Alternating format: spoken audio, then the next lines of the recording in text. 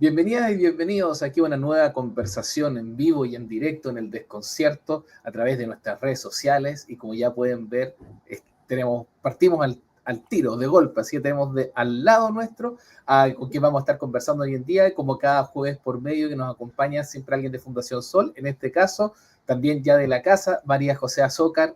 ¿Cómo estás? Muy bien, ¿y tú, Gino? Muy bien, también un gusto siempre retomar estas conversaciones bisemanales que tenemos ahí con nuestras amigas y amigos de Fundación Sol y en particular contigo, que siempre son muy dinámicas y muy entretenidas, a veces con temas áridos, pero que las terminamos haciéndolas más interesantes. Y este caso es un tema bien complejo el que nos convoca hoy día, que mezcla un poco de todo, mezcla migración, mezcla discriminación, desigualdad de género, mezcla temas de también acaparamiento de capitales, tema de malos ambientes laborales, problemas del trabajo, que es el tema del campo, la realidad agrícola, y con un foco particular que lo tienen siempre ustedes también en las personas más vulnerables dentro de esta realidad que tienden a ser casi siempre, si no casi total de las veces, las mujeres.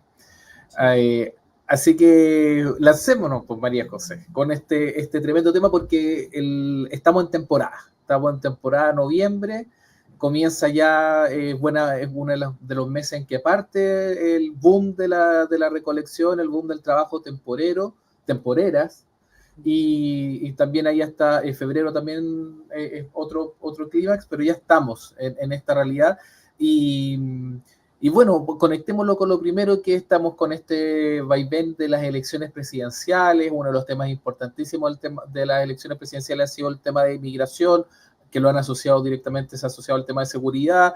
Y aquí una de las voces disidentes dentro de este tema ha sido el Servicio Nacional Agrícola, la SNA. Servicio, sí. Sociedad Nacional Agrícola, sí, servicio no tiene nada que ver con lo público, es la Sociedad Nacional Agrícola, porque es una entidad privada de mucha plata, de mucho poder también históricamente en Chile, los años 60, 70, bueno, y que ellos han sido de lo único justamente del mundillo empresarial, de este mundillo del dinero, que han dicho, por favor, más migración, por favor, necesitamos más, no menos. Partamos por esa lista y vayamos desgranando el choclo, porque tiene harto grano este choclo. Tiene muchos granos y agradezco, Gino, y bueno, a todo este trabajo, ¿no?, que hacen ustedes de poder conversar estos temas que son complejos y que además muchas veces son polémicos, pero poder entender bien cuáles son aquí las relaciones de poder que hay en juego, ¿no? A quién benefician estos temas y a quién no. Entonces, como tú muy bien decías, entrando al monotema de estos días, que son las elecciones no presidenciales, efectivamente en el debate presidencial la Sociedad Nacional de la Agricultura hizo un punto, como tú decías, Gino, queremos más migración, siempre cuidando, por supuesto, el protocolo, ¿no? Claro. Como se habla ahora, no una migración así desregulada y no... En fin, quieren una migración ahí porque, de acuerdo a su diagnóstico, hay dos cuestiones. Uno, que se paga muy bien en el trabajo en el campo, por una parte, y pese a eso, hay muchas personas de Chile que no están tomando esos trabajos y en cambio la gente que viene de otros países estaría ávida, ¿no?, de tomar esos trabajos, especialmente porque son trabajos muy bien pagados. Entonces existe falta de una fuerza laboral. Y aquí hay que decir, Gino, como siempre nos gusta en la Fundación, siempre tener un lente global en esto. No es excepcional que personas, y en particular empresarios que se dedican a la agricultura, estén demandando más fuerza laboral migrante. Esto uno lo ve en otros países. El caso de Estados Unidos es bien icónico, ¿no?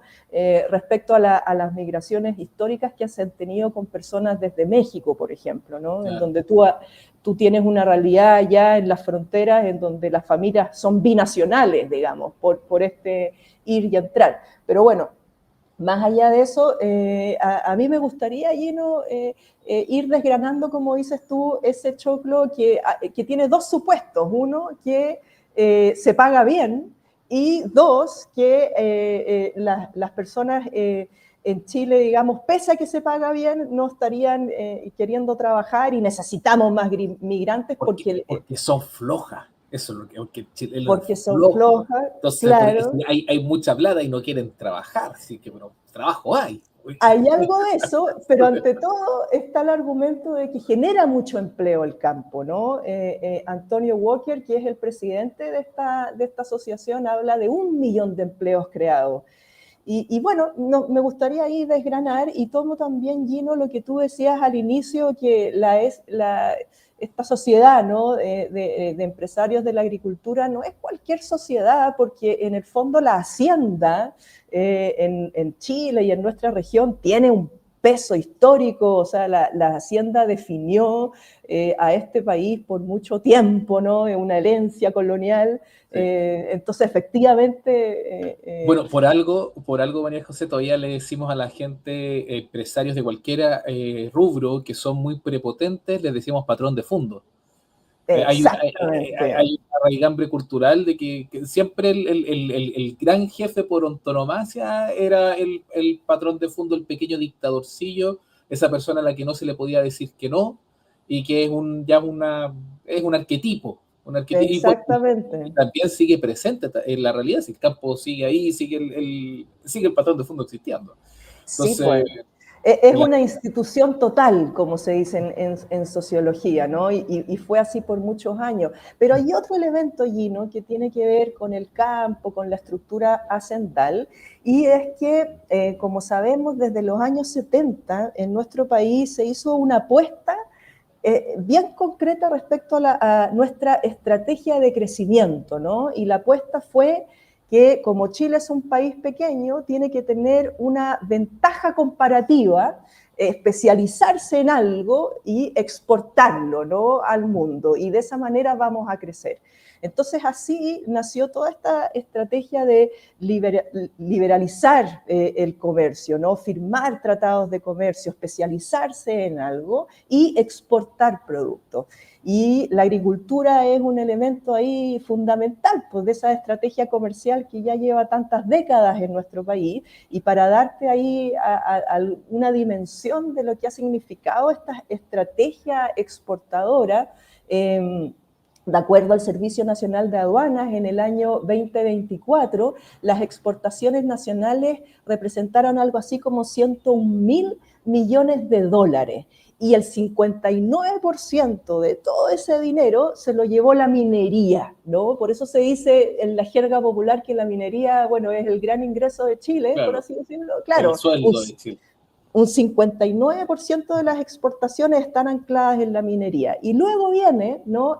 Los aspectos no mineros, el mundo no minero, y ahí tenemos un gran peso de las frutas, que se lleva algo así como un 9,1% del total de las exportaciones. En segundo lugar, los productos del mar, que representan algo así como un 8,5%. Y dentro del mundo frutícola, Gino, ha habido cambios importantes, porque... ¿me quieres decir algo? Déjame llenar. Las cerezas. Las cerezas, exactamente. Si en tiempos anteriores eran las manzanas, las uvas, bueno, eso ha ido cambiando, y hoy día las cerezas tienen un gran peso, representan algo así como un 3,5% del total. Y en el mundo de los productos del mar, ¿quieres adivinar el que se lleva el gran peso? En el mundo del salmón. El mundo del salmón, exactamente. Salmón. Entonces, hoy día la estrategia comercial, lo que ha ido tomando cada vez más impulso es el mundo, ¿no?, frutícola, y en particular la cereza, y respecto a los productos del mar, la industria del salmón. Y aquí estoy hablando de que el área, ¿no?, la dimensión silvoagropecuaria en nuestro país aporta algo así como 2,8 del PIB.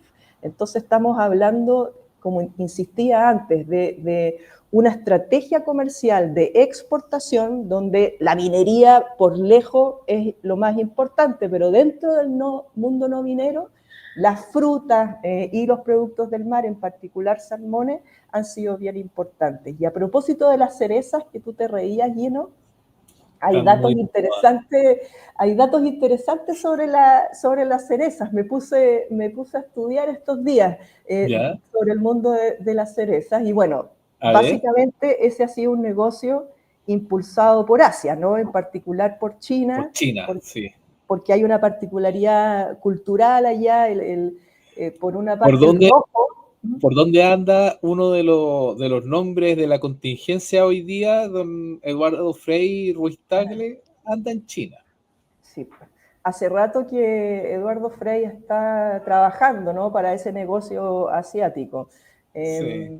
Bueno, claro, entonces China está impulsando, pues, ¿no?, la exportación de cereza, y así, de nuevo, para dimensionar cómo ha sido el aumento. Si en el año 2019 habían 39.000 hectáreas para cerezos, al año 2024 hay 70.000, ¿no? Entonces ha sido un crecimiento bien importante, y ahí las tres grandes empresas y que se llevan, ¿no?, este mercado con una gran participación.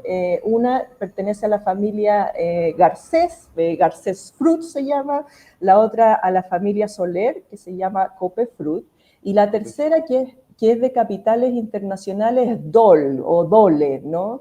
La Dole, sí. La Dole. No tenemos información de las dos primeras, información pública, digo, pero de Dole sí podemos acceder a información, y ahí Dole, por ejemplo, en su estados financieros reporta que a septiembre del año 2025 tenía algo así como 392 millones de dólares en utilidades en el último año, ¿no?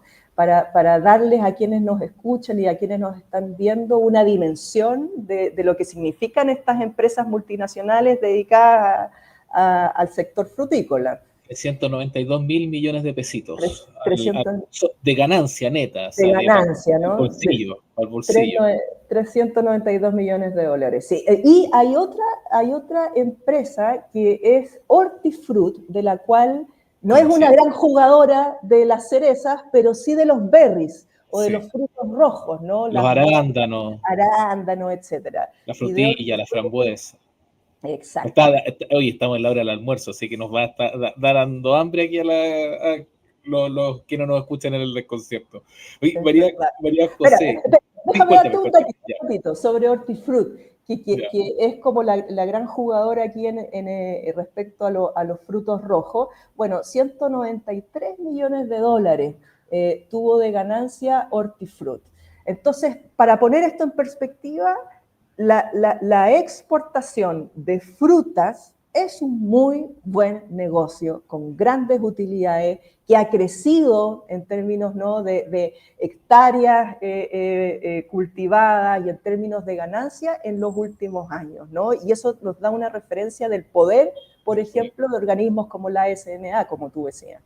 Una influencia brutal, o sea, como decías, de cada 100 pesitos que Chile exporta, 10 son de este mundo, de este gran mundo. 3 ahí que entendería que serían de las cerezas particulares. Exactamente.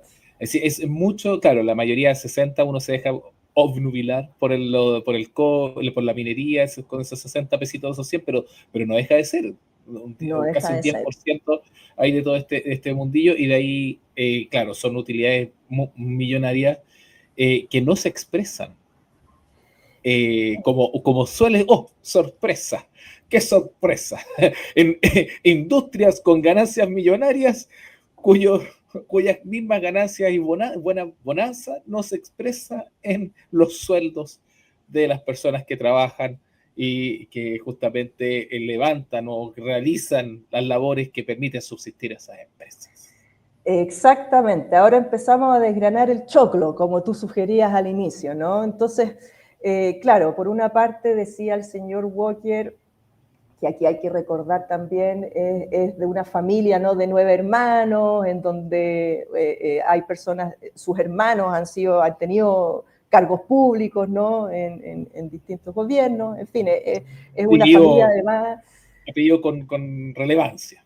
Un apellido con relevancia, claro, pero aquí el punto que quiero hacer es que no es cualquier persona de la que estamos hablando, ¿no? Es una persona que tiene redes familiares, que ocupa un puesto y que hace declaraciones del tipo: la agricultura genera 1 millón de empleos. En algún foro le escuché a Antonio Walker decir que en realidad son 1,5 millones porque son 500.000 empleos indirectos. Y créeme, Gino, que hice todo lo posible por encontrar la fuente de esa información, porque sinceramente no me calza ese 1 millón o 1,5 millones de empleos generados. Por ejemplo, cuando uno analiza la encuesta nacional de empleo, que es una encuesta, ¿no es cierto?, del INE, y cuando uno en específico además se va a analizar las cifras del mejor momento de la agricultura, entre diciembre y febrero, como decías tú, ¿no? Cuando se necesita efectivamente a personas cosechando. Bueno, para el trimestre de diciembre del año 2024 y febrero del año 2025, la rama entera de agricultura, ganadería, pesca y silvicultura representaba un 6,4% del empleo total, y eso equivale a un poco menos de 600.000 personas, ¿no? Entonces aquí no estamos hablando de que... Es harta la diferencia.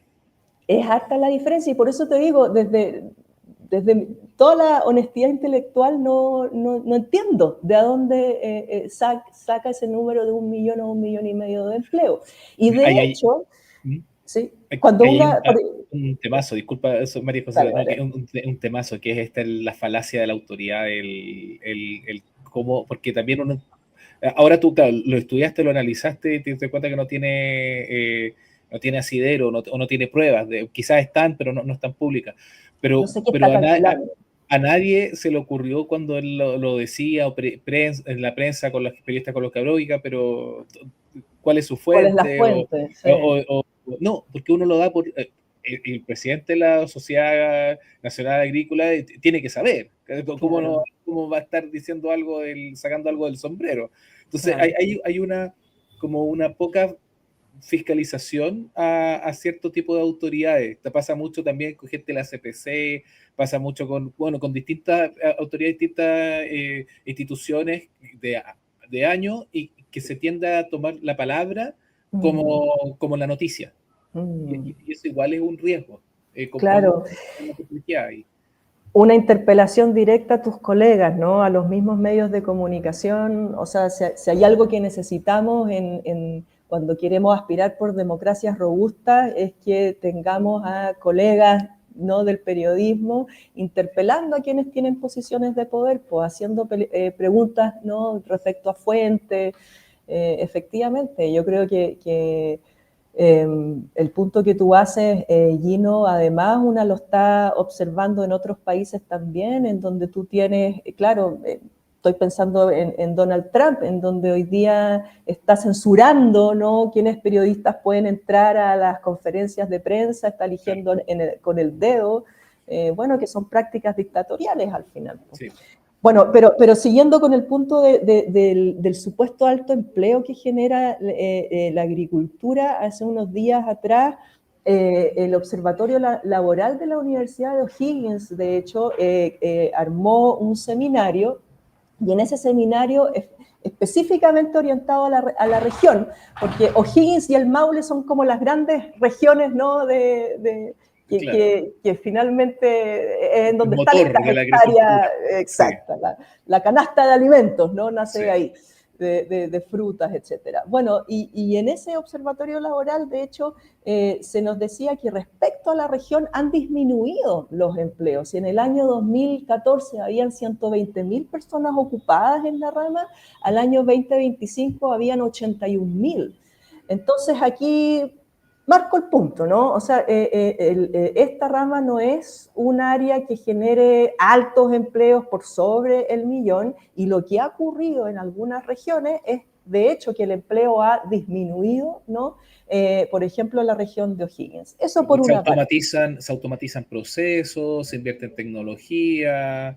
El campo tradicionalmente ha sido un lugar muy afectado por los cambios tecnológicos, y tienen la potestad, también la capacidad económica justamente de poder invertir y comprar mejores maquinarias, en muchos casos estas grandes empresas que tú decías, las con utilidades millonarias, claro, el microcampo no, el campesino familiar no, pero estas grandes empresas que supuestamente son las que dan tanto trabajo, ahí hay un temazo.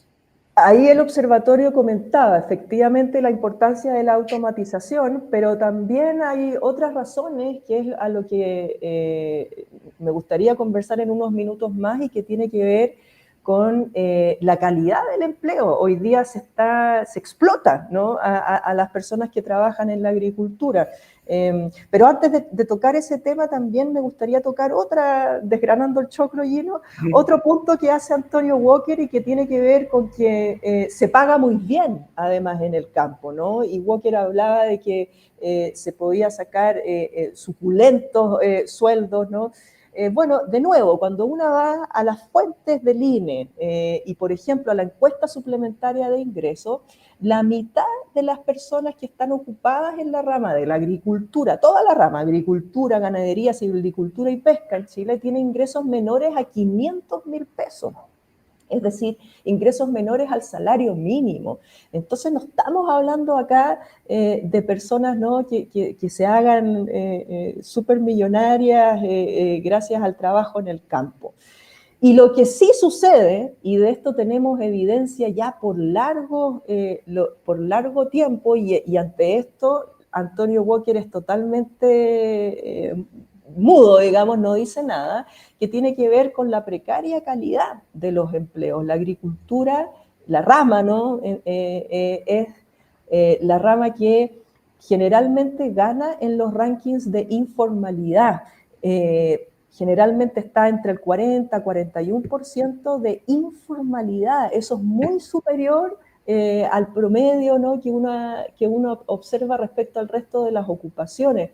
Y además es una rama que en alrededor del 44% ofrece empleos, como decimos en la Fundación, de inserción endeble. ¿Y qué quiere decir eso? Que son empleos, por ejemplo, vía subcontratación, vía enganche, empleos, como se dice en la literatura, por ejemplo, de falsos asalariados, en donde a ti te contratan varias veces en el año, pero por cortos periodos de tiempo. Entonces eso no paga vacaciones, no paga licencias médicas. Entonces ese tipo de empleos de inserción endeble es alrededor de un 44%.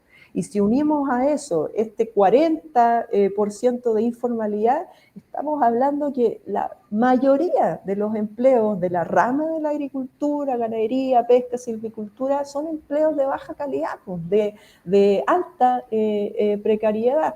Y aquí me gustaría además referirme a algo que tú decías al inicio, Gino, que tiene que ver con las mujeres, con la situación de las personas migrantes.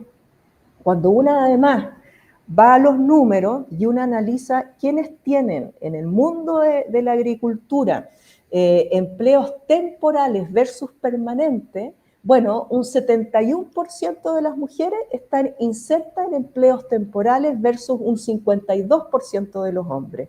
Y esto ha ido creciendo a lo largo del tiempo, la feminización de los trabajos temporales en la agricultura. Entonces aquí me gustaría hacer el ejercicio contigo, Gino, de ir cerrando el círculo. Tenemos por una parte un área que es la agricultura, ¿no? La pesca, que ha ido creciendo, ha ido en términos de volumen, en términos de ganancia, ha sido parte fundamental de la estrategia, ¿no?, comercial de Chile para apuntalar supuestamente el crecimiento del país. Le está yendo bien. Le está yendo bien, ¿no? Y el discurso es: generamos empleo, generamos buenos salarios, pero por otra parte tenemos una realidad en donde esta industria en realidad no genera tantos empleos. En algunas regiones el empleo va a la baja, y cuando uno analiza quiénes se emplean de forma permanente o de manera temporal, ha ido creciendo la inserción de mujeres. Y cuando pasa eso, cuando se feminizan las ocupaciones, generalmente se paga mal, ¿no? Se precariza. Se precariza. Y en esto hay una vasta literatura. Se ha estudiado, por ejemplo, el caso de veterinaria. Veterinaria originalmente era una ocupación masculinizada, pero en el minuto en que entraron más mujeres, bajaron los salarios, bajó de prestigio, de estatus. Bueno, en el mundo de la agricultura hoy día cada vez se está feminizando, cada vez están entrando más mujeres, pero en empleos temporales, por supuesto, que hay una baja de salarios y una mayor precarización. Y María José, mira, tenemos un caso súper bueno, interesante, porque aquí en redes sociales está bien activa en Instagram una persona que dice Nonita, que está muy en desacuerdo con esto que estamos conversando, que ella dice que su gente tiene campo y que ganan más de 1 millón de pesos, como 8 meses en la fruta. Dice que ahora tienen derecho a licencias, que no importa si trabajan meses saltados, y que veamos el tema de los packing, que entre los trabajadores de los packing hay una realidad. Y creo que esto pasa mucho, que es cuando uno conoce una realidad particular, que puede ser una realidad incluso de 20, 30 personas. O sea, mucha gente, uno puede conocer un grupo de personas que está en una situación, pero que eso no es Lo generaliza. la generalidad. No es la cifra, y para eso están los estudios, las investigaciones, está el INE, están los temas que uno va viendo, y están los datos. ¿Sí? Los datos no porque haya un grupo de personas que uno conozca que está en una situación bien. Yo, por ejemplo, voy a hacer una analogía súper burda. A mí no me han asaltado en los últimos 10 años. 10 años llevo sin asaltos. En mi familia, en mi entorno cercano, de mamá, papá, llevamos también más o menos los mismos 10 años. Si yo pienso en mi familia, digo, oye, pues, pero si yo he visto que aquí no pasa nada, no pasa nada en la realidad, no, pero la data, lo que le pasa a Chile, a internacional, es otra realidad. Entonces uno puede tener conocidos, puede ver una realidad distinta, pero eso no te genera. Por eso son muy importantes, por ejemplo, los estudios como la CACEN, que hoy día lo estuvieron vilipendiando un poco. Son importantes el INE, son importantes los datos regionales, son importantes todas esas cosas para poder hacer justamente lo que hace Fundación Sol, que es un análisis más macro. Pero ahí también, María José, si quieres ahí Sí, contestarle también a Nonita. Sí, coincido contigo, Gino, ¿no? Como salirse de esta teoría de la excepcionalidad, ¿no? O sea, pero, de todas formas, abrazo el punto crítico que hacía Nonita, ¿era su nombre en Sí, redes Nonita. sociales? Ya, abrazo el punto crítico, bienvenida a la discusión, ¿no? Y ahí quizás mi contraargumento es que efectivamente las personas cuando trabajan de manera temporal en el campo pueden hacerse más de 500.000 pesos, ¿no? en una temporada. Pero ¿qué es lo que hemos estudiado desde Fundación Sol y qué es lo que nos dice la literatura? Es que los trabajos de temporada, ¿no? que duran unos pocos meses, cada vez participan más mujeres, y estamos hablando de personas que pueden trabajar desde las 5:30 de la mañana, ¿no? Bueno, 9 de la mañana, es decir, horarios muy tempranos. Y hay un relato que tengo en mi cabeza de una compañera que me decía: yo trabajo desde las 9 hasta las 2 de la mañana, porque efectivamente quiero conseguir un buen dinero durante el verano para poder pagar todos los gastos que se me vienen en marzo. Entonces estamos hablando de jornadas, ¿no? que son por muchas horas y que efectivamente se pueden hacer un muy buen sueldo, pero ese sueldo hay que multiplicarlo después por todo el resto del año, porque no es que tengas esa muy buena jornada durante todo el año. Y eso también me gustaría conectarlo con esta estrategia de los monocultivos, ¿no? O sea, aquí se cosecha en un periodo de tiempo bien acotado, para poder exportar, en este caso para el Año Nuevo chino, ¿no? Que es como lo que está empujando, por ejemplo, el mercado de la cereza, pero tú no tienes a personas empleadas durante todo el año pudiendo sacar estos grandes sueldos que sí una las puede observar durante la época veraniega. Esos son los puntos que hemos aprendido desde trabajo cuantitativo, pero también realizando entrevistas con compañeras que trabajan en el campo, que están organizadas. Aquí quiero destacar, por ejemplo, el trabajo que hace Anamuri, que es una asociación nacional de mujeres indígenas y rurales, en donde promueve la sindicalización, que es muy bajita en el mundo de la agricultura. Bueno, promueve la sindicalización y nos enseñan con estos relatos cómo es la vida en el campo, que como te decía es bastante precaria. Y se me quedó en el tintero otros dos elementos, Gino, porque hablamos de la presencia, ¿no?, de las mujeres, pero también de la cada vez mayor presencia de migrantes. Hoy en día las personas migrantes representan algo así como el 12%, ¿no? Cuando uno analiza cuántos de esas personas migrantes tienen empleos temporales o permanentes, no hay grandes diferencias entre hombres y mujeres, como sí ocurre con quienes tienen nacionalidad chilena, ¿no? Entonces, estamos hablando de que el área del trabajo temporal es un área precarizada, participan hartas mujeres, pero migrantes participan en igual proporción, lo que te habla como del estatus migratorio como una variable que a una le permite entender cuán precarizada es un área. No pasa tanto por el género, pasa más, ¿no?, por la migración. Y hay un caso emblemático, es lo que ocurre con migrantes de Bolivia. Hace un tiempo atrás se firmó un acuerdo con Bolivia, la visa Mercosur, que tiene costo cero para las personas de Bolivia y que permite tener algo así como 2 años de posibilidad de empleo, ¿no?, en Chile. Entonces, precisamente es una visa apuntalada por la SNA, ¿no?, por ejemplo, porque permite supuestamente cumplir con estas cuotas que no estarían llenando, ¿no es cierto?, los chilenos. Y claro, ¿y qué es lo que nos dicen compañeras bolivianas que hemos entrevistado desde la Fundación Sol y que, bueno, también han dado su testimonio a otras organizaciones también, que trabajan en condiciones bastante precarias? O sea, hay organizaciones que hablan de formas de esclavitud moderna que hoy día están afectando especialmente a personas de Bolivia. No sé si tú recuerdas, hace unos años atrás, hubo un accidente en Peumo, creo que era la región en donde murieron. Sí, y trabajadores y trabajadoras, sí. Trabajadores, exactamente. O sea, aquí nos han llegado relatos que, por ejemplo, los contratistas, ¿no?, les cobran incluso la carpa que instalan en el campo para que estas personas duerman. Y los someten, ¿no?, a propósito de esta promesa de que en 2 años luego pueden postular a la residencia. Bueno, los amarran, ¿no?, durante esos 2 años, no les pagan horas extra, y en fin, hay una serie como de abusos denunciados, por ejemplo, de retención de salarios, que afecta con particular fuerza a personas de Bolivia, ¿no?, a migrantes de Bolivia. Me acuerdo Eso, también sí. que es muy, muy relevante, claro, el tema con personas de Bolivia que igual llevan mucho tiempo, no es algo de ahora. La migración boliviana para el tema del campo es muy añosa, tiene mucho tiempo de práctica, pero también me acuerdo de algunos casos paradigmáticos con haitianos. Exactamente.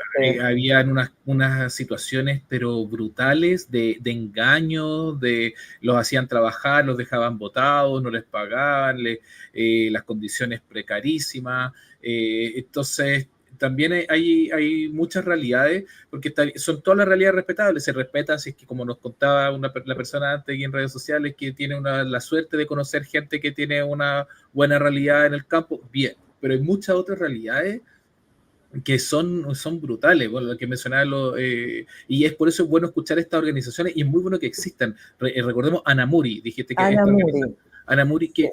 porque justamente uno de los grandes problemas del campo, como muchos grandes problemas en general del trabajo en Chile, es la fragmentación. y es cuando las cosas hay muchas cosas que pasan en lados que uno no tiene idea, que no escucha, no sabe, porque está todo fragmentado, está todo, no hay redes, no hay conexiones, no hay comunidad, pero cuando justamente la gente se asocia, uno empieza a conversar y a contar sus propios relatos, sus propias experiencias. Oye, a mí también me pasó esto, mira, a ella le pasó algo incluso peor, y empiezas a organizarte y puedes ver soluciones a cosas que sí están pasando, que el campo tiene una realidad bien complicada de precariedad, de malos, no para todos, pero sí para la mayoría, de malos sueldos, de malas condiciones. Está el tema también de, que no lo hemos conversado, pero también lo mencionaba aquí, Andy Luke en redes, de los agrotóxicos. Muchas de las personas que trabajan en el campo, que quedan expuestos a químicos bastante peligrosos y nocivos, hay muy poco cuidado con esas personas.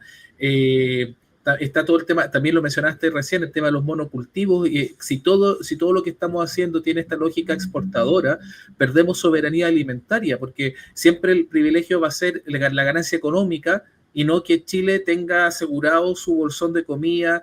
Siempre se decía las mejores manzanas, antes cuando la niña bonita era las manzanas, las mejores manzanas iban a Japón, y nosotros veíamos las manzanas medias harinosas, con un poquito de las buenas y el resto como de las malitas, y en general con la uva pasa que no vemos lo mejor de nuestros propios productos. Entonces, hay tanto tema ahí que todavía nos quedan granos en el choclo. ¿Tenemos tiempo para seguir hablando, Gino, o se acabó? Estamos llegando al final de Estamos la llegando, entrevista. ya. Entonces déjame pasar un dato a propósito Sí, de lo por que favor. hablábamos de Anamuri. Anamuri, el próximo 3 de diciembre, que es el Día Internacional contra los Plaguicidas, Anamuri va a levantar ahí una actividad. Yo invito a las personas que nos están escuchando que sigan las redes de Anamuri, que ingresen a su página web. Y el trabajo que hace Anamuri contra los plaguicidas es bien importante. Aquí, según datos de la Organización Internacional del Trabajo, el área de la agricultura es el área más peligrosa de todas las ramas ocupacionales. Y es peligrosa no solamente por el accidente que se puedan tener por las máquinas, sino por el punto que tú hacías, Guino, por la exposición que tienen las personas a tóxicos, ¿no? A plaguicidas, a pesticidas, por la exposición que se tienen hoy día a olas de calor, ¿no? Entonces, y de hecho, cuando uno mira las cifras de suceso, la tasa de mortalidad en la agricultura es más alta que la nacional. Entonces, efectivamente, aquí estamos hablando de personas que arriesgan sus vidas por estar expuestas a los agrotóxicos. Y a propósito de los pesticidas, ¿no? Recuerdo el 3 de diciembre, Día Internacional contra los Pesticidas, hay una lógica bien perversa, porque hay ingredientes de pesticidas que están prohibidos, por ejemplo, en la Unión Europea, pero que la Unión Europea los sigue creando para traerlos a América Latina, y están prohibidos allá.